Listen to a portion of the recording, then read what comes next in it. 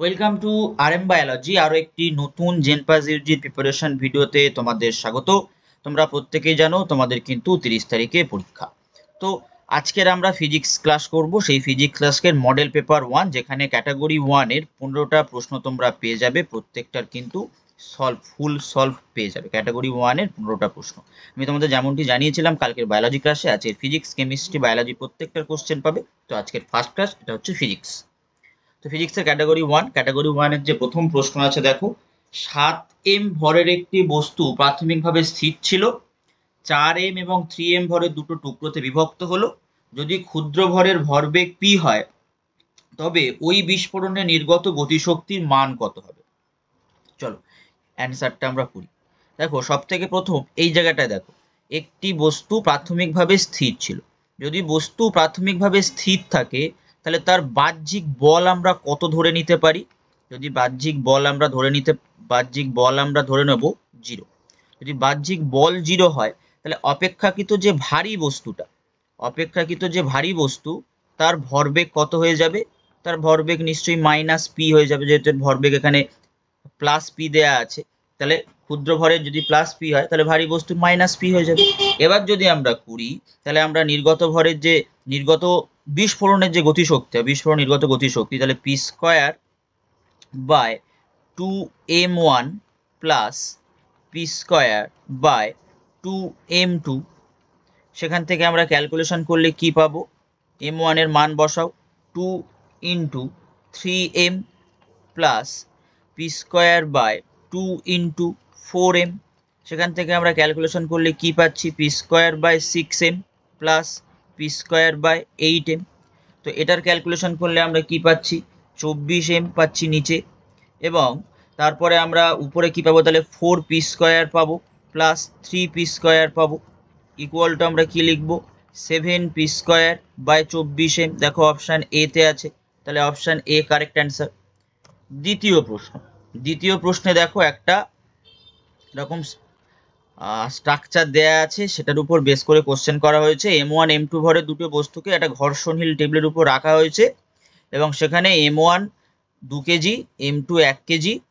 আর এটা হচ্ছে প্রথম ক্ষেত্র, m1 এর উপর 3n বল প্রয়োগ করা হয়েছে। এটা দ্বিতীয় ক্ষেত্রে m2 এর উপর 3n বল প্রয়োগ করা হয়েছে। তাহলে দুই ক্ষেত্রে ভর দুটির ভিতর স্পর্শ বলের মান, অর্থাৎ আর ফোর্সের মান জিজ্ঞেস করেছে। একবার তোমাকে r1 বের করতে হবে, একবার তোমাকে r2 বের করতে হবে। যদি আমরা ফার্স্ট ক্ষেত্রে আমরা কি দেখতে পাবো? আমরা দেখতে পাবো যে m1 এর উপর বলটা প্রয়োগ করা হয়েছে। তাহলে m1 ইকুয়াল টু আমাদের বলে দেওয়া হয়েছে যে 2 কেজি। তাহলে তার নিচে আবার ফের এরকম একটা 1 কেজি নিশ্চয়ই পাবো, যেহেতু দেখো স্ট্রাকচারে দেয়াই আছে। তাহলে এদিক থেকে এর উপরে 3n বল প্রয়োগ করা হয়েছে, তাহলে ত্বরণটা এদিকে এ হবে। আবার এই 2 কেজির উপরে আবার একটা প্রেসার ক্রিয়েট হবে নিশ্চয়ই, সেটা হচ্ছে r1। আবার এই 1 কেজিতে r1 প্রেসার পড়বে। এটা যদি আমি করি, তাহলে 3 minus r1 equal two 2a। তাহলে r1 ইকুয়াল টু a। এটার যদি আমরা সিম্পলিফিকেশন করি, তাহলে a ইকুয়াল টু কি পাচ্ছি? 1। অতএব r1 ইকুয়াল টু 1n। তাহলে প্রথম ক্ষেত্রে ফোর্সটা পেয়ে গেলাম 1n। যদি আমরা সেকেন্ড ক্ষেত্রে দেখি, 1 কেজি যে ভরটা ছিল, তার উপর একটা প্রেসার ক্রিয়েট হচ্ছে। সেই প্রেসারটা কি প্রেসার? r2 pressure. এবং সেখানে বলটা এরকম প্রয়োগ করা হচ্ছে, 3n এদিক থেকে প্রয়োগ করা হয়েছে। 3n যদি এদিক থেকে প্রয়োগ করা হয়, তাহলে তার অপোজিটে কি চলে যাবে? a হয়ে যাবে।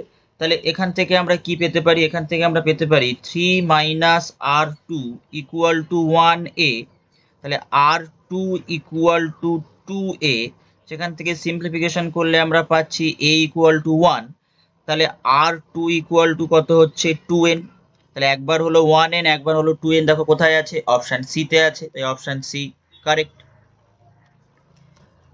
পরবর্তী, অ্যানিউলার ডিস্কের ভর m, ক্যাপিটাল M, ব্যাসার্ধ capital R, cavity small r, ভর কেন্দ্রগামী লম্ব অক্ষ সাপেক্ষে ডিস্কের জড়তা ভ্রামক। তো এটা ইকুয়াল টু আমরা লিখতে পারি m বাই পাই আর, capital R square minus small r square. সেখান থেকে আমরা বলতে পারি i ইকুয়াল টু লিমিটেশন থাকবে এটা, তাহলে সেখান থেকে আমরা কি পেতে পারি, 2πm নিচে আবার পাই r square limit x³ dx। তাহলে এখানে দেখো এই পাই এই পাটা কেটে যাবে, গেলে আমরা পাচ্ছি 2m বাই r স্কয়ার। এখানে হচ্ছে 1/4 r4 সেখান থেকে আমরা পাচ্ছি m/2 r² প্লাস r²। তাহলে দেখো কোন অপশানে আছে, অপশান ডি তে রয়েছে, অপশান ডি তে না, অপশান ডি তে না, অপশান এ তে, 3 এ। তো 4 নম্বর প্রশ্ন, একটি বস্তুর উপর ক্রিয়াশীল ভরবেগের সময়ের সাথে একটা সমীকরণ দেয়া আছে, আলফা বিটা হলো ধ্রুবক, একমাত্রিক গতির ক্ষেত্রে বস্তুর উপর ক্রিয়াশীল পরিবর্তিত হয় যে রূপে সেটি হলো। তাহলে এটা আমরা ক্যালকুলেশন করি, 5 আলফা 7 বিটা t²। তাহলে f equal to D P by DT. তাহলে এখানে কি হবে, 0 প্লাস 7 বিটা ডট 2t। তাহলে a প্রপোর্শনাল টু t হচ্ছে, তাহলে অপশন কোথায় আছে, টি, অপশন ডি তে আছে। তারপর একটা পুলির ম্যাথ করা আছে, পুলির ম্যাথ যদি আমরা করি 5-এর, তাহলে সেখানে আমরা কি দেখতে পাবো যে f ইকুয়াল টু t2, আবার 2t2 ইকুয়াল টু t1। তাহলে 2t1 ইকুয়াল টু w, ডাব্লুর মান কত দেয়া আছে 100, t1 এর মান কত দেয়া আছে 50, তাহলে t2 কত আসবে 25, তাহলে 25 ইকুয়াল টু হবে f, তাহলে অপশন বি। এটা লেখচিত্রের অঙ্ক দেয়া রয়েছে, তো গতিশক্তির পরিবর্তন জানতে চেয়েছে। গতিশক্তির পরিবর্তন ইকুয়াল টু আমরা বলতে পারি হাফ m ভি এফ মানে ফাইনাল আর ভি ইনিশিয়াল। তাহলে হচ্ছে ভি ইনিশিয়ালের মান দেয়া আছে 20 মিটার পার সেকেন্ড এবং ভি এফ তো 0, তাহলে half into 4 into -20² plus 0 equal to half into 4 into -400 equal to -800 joule, option B. তারপর একটি বলকে নির্দিষ্ট উচ্চতা থেকে ফেলা হলো, 6 সেকেন্ড পরে একটি বলকে স্মল ভি বেগে নিচে ছোঁড়া হলো, তাদের 18 সেকেন্ড পর পরস্পরের সাক্ষাৎ হলো, স্মল ভির মান কত। তাহলে h equal to half into g into 18² equal to আমরা বলতে পারি 12 v plus half g into 12², তাহলে 12 v equal to half g 18² minus 12²। তাহলে এখান থেকে ভির মান দাঁড়াবে 1 into 10 by 2 into 12 into 30 into 6 equal to 75, option A. তারপরে যদি বল, কার্য, বেগ মূল একক হয় তবে সময়ের মাত্রা কত। দেখো m0 l0 t1 equal to আমরা লিখতে পারি ml t-2 তার পাওয়ার x, আবার লিখতে পারি ml t-2 তার পাওয়ার y, আবার লিখতে পারি lt -1 তার পাওয়ার z। তাহলে এই মূল এককগুলো আমরা ব্যবহার করে নিলাম অলরেডি। তাহলে x plus y equal to 0, x plus 2y plus z equal to 0, -2x minus 2y minus z equal to plus 1। তাহলে হচ্ছে z equal to -1, x plus 2y equal to 1, তাহলে y ইকুয়াল টু প্লাস 1। আবার -2x minus 2y equal to 0, তাহলে x equal to -1। তাহলে f plus 1 w plus 1 আর v হচ্ছে -1। তাহলে হচ্ছে f হবে প্লাস না f হবে -1, w প্লাস 1, v -1। দেখো কোথায় আছে, অপশান 8-এর ডি তে আছে। যখন ভূমি থেকে কোনো বস্তুকে ছোঁড়া হয় তবে পি বিন্দুতে স্থিতিশক্তি ও গতিশক্তির অনুপাত হলো 2:3। যদি ওই একই বস্তুকে প্রথমটি দ্বিগুণ গতিবেগে ছোঁড়া হয় তবে স্থিতিশক্তি ও গতিশক্তির অনুপাত কি হবে? তাহলে mgh by half mv² equal to 2/3। সেখান থেকে v² ইকুয়াল টু কত হবে? 3gh। এবার 3gh equal to 2g capital H. তাহলে small H by capital H equal to 2/3। আরও একবার যদি আমরা করি mgh by half m 2v² equal to আমরা কি লিখতে পারবো? 1/4 mgh বাই 1/2 mv²। সেখান থেকে mgh half 4 m 4v² equal to 2gh by 4v²। এবারে আমরা লিখতে পারবো, এটা সমান লিখতে পারবো 2gh by 8g capital H, সেটা equal to small H by 4 capital H. 1/4 into 2/3, তাহলে মোটামুটি কত আসে? 1/6, 1:6 আছে। দেখো অপশন বি। প্রিজমের উপাদানের বায়ুর সাপেক্ষে প্রতিসরাঙ্ক কত হবে যখন চ্যুতিকোণ 30 ডিগ্রি? তাহলে I1 equal to I2 equal to 45 degree as per আমাদের ফিগার। এবার delta equal to I1 plus I2 minus A. তাহলে আমরা বলতে পারি 30 degree equal to 45 degree minus A. তাহলে এ ইকুয়াল টু 60 ডিগ্রি। তাহলে R1 equal to R2 equal to 30 degree বলে দেয়া আছে। তাহলে mu equal to sine I1 divided by sine R1। তাহলে হচ্ছে সাইন 45 বাই সাইন 30। তো এটার মান যদি ক্যালকুলেশন করো √2 আসবে। দেখো অপশন সি তে আছে √2, অপশন সি।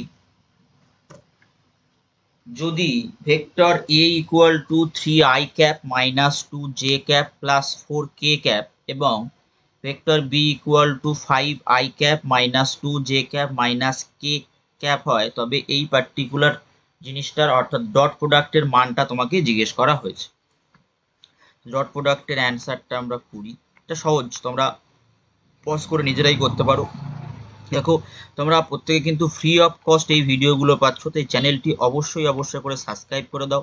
10K হতে আর কয়েকজন বাকি আছে আমাদের ফ্যামিলি 10K হতে। 10K হয়ে গেলেই কিন্তু সবার জন্য একটা সারপ্রাইজ থাকবে, তাই তোমরা খুব তাড়াতাড়ি এই 10Kটা কিন্তু কমপ্লিট করে দাও। দেখো উত্তরটা আমরা করি। তাহলে a dot a minus b dot a into 4b। তো প্রত্যেকের মান মোটামুটি দেয়া আছে। তাহলে আমরা কি লিখতে পারি? আমরা লিখতে পারি minus 2i plus 0 plus 3k dot second bracket দাও দিয়ে 3i 2j plus 4k into 4 minus 5i plus 2j minus k। এখান থেকে আমরা পেয়ে যাব মোটামুটি minus 2i plus 3k dot 12j 24k 40k minus plus 8i 80j minus 32i। তারপরে পাচ্ছি 2i 3k minus 24i minus 68i minus 16k। তাহলে 48 এদিকে minus 48 equal to 0, option D. 12 নম্বর প্রশ্ন। একটি পিৎজা প্যানের 90 ডিগ্রি সেন্টিগ্রেড থেকে 79 সেন্টিগ্রেডে আসতে 2 মিনিট সময় লাগে যখন ঘরের তাপমাত্রা 25 ডিগ্রি সেন্টিগ্রেড। ওই একই পিৎজা প্যান শীতকালে যখন তাপমাত্রা 5 থেকে 5 ডিগ্রি সি তখন 91 থেকে 79-তে আসতে কত সময় নেবে? তাহলে এটা আমরা করি 91 minus 79 divided by 2 equal to minus c 91 plus 79 by 2 minus 25। এটা একটা। আবার 91 minus 79 by t equal to plus 1/10 equal to plus 1/10 into 91 79 by 2 minus 5। সেখান থেকে আমরা পাবো 12/2 ইকুয়াল টু মাইনাস সি 170/2 25। সেখান থেকে এখান থেকে আমরা পাচ্ছি এই পার্টটা 6 মাইনাস সি 85 মাইনাস 25। তাহলে C equal to minus 6/60 minus এটা। এটার যদি এইদিকে করে দিই তাহলে হচ্ছে 12/টি equal to plus 1/10 into 170 minus 5/2। এবার হচ্ছে তাহলে আমাদের টি ইকুয়াল টু কত হবে? সব ক্যালকুলেশন করলে 3-এর 2 হবে, অপশান এ। এম ভরের একটি বস্তু টি সময় পরে যখন এক্স দূরত্ব নিম্নলিখিত সমীকরণ দ্বারা প্রকাশ করা হয়, প্রযুক্ত তাৎক্ষণিক বল কার সাথে সমানুপাতিক? তাহলে চলো আমরা এই প্রথমে এই পার্টিকুলার সমীকরণটা লিখি। X equal to 3t 3/2 plus 2t plus half. তাহলে V equal to DX by DT. তাহলে 3.3/2 ইন্টু টি হাফ প্লাস 2। সেখান থেকে এ ইকুয়াল টু আবার আমরা বলতে পারি d2 x by dt square 3 into 3/2 dot 1t minus half by 2।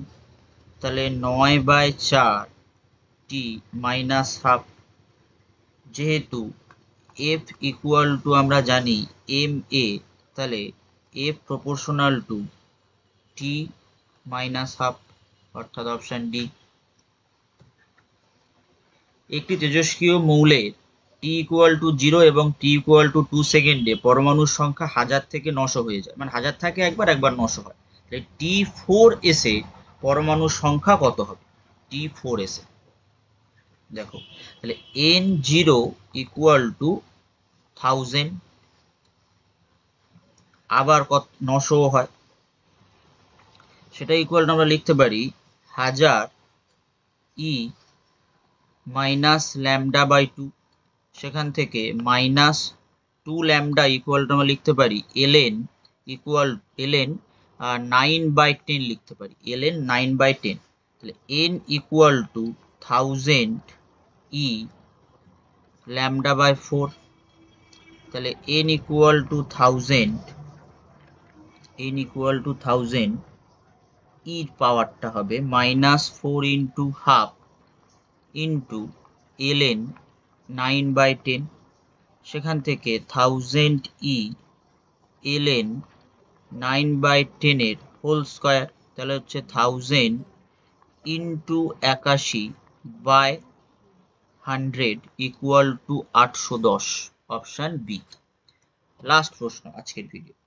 L minus আর যে বর্তনী হয় তার তড়িৎচালক বল একটা দেয়ার আছে, এল দেয়া আছে, আর দেয়া আছে, বিস্তার বের করতে বলা হয়েছে। বিস্তার ইকুয়াল টু এল আর বর্তনীতে বিস্তার equal to 4/r square plus L square √এর মধ্যে ডাব্লু স্কোয়ার। এখানে এল ডাব্লুটা ইকুয়াল টু 3 ইন্টু 10⁻³ ইন্টু 1000। তাহলে এটার মান কত দাঁড়াবে? 3। তাহলে 4/4 square by 3 square equal to 0.8। দেখো 0.8 এ কোথায় আছে? অপশান ডিতে। তো আজকের ভিডিওটি এই পর্যন্ত।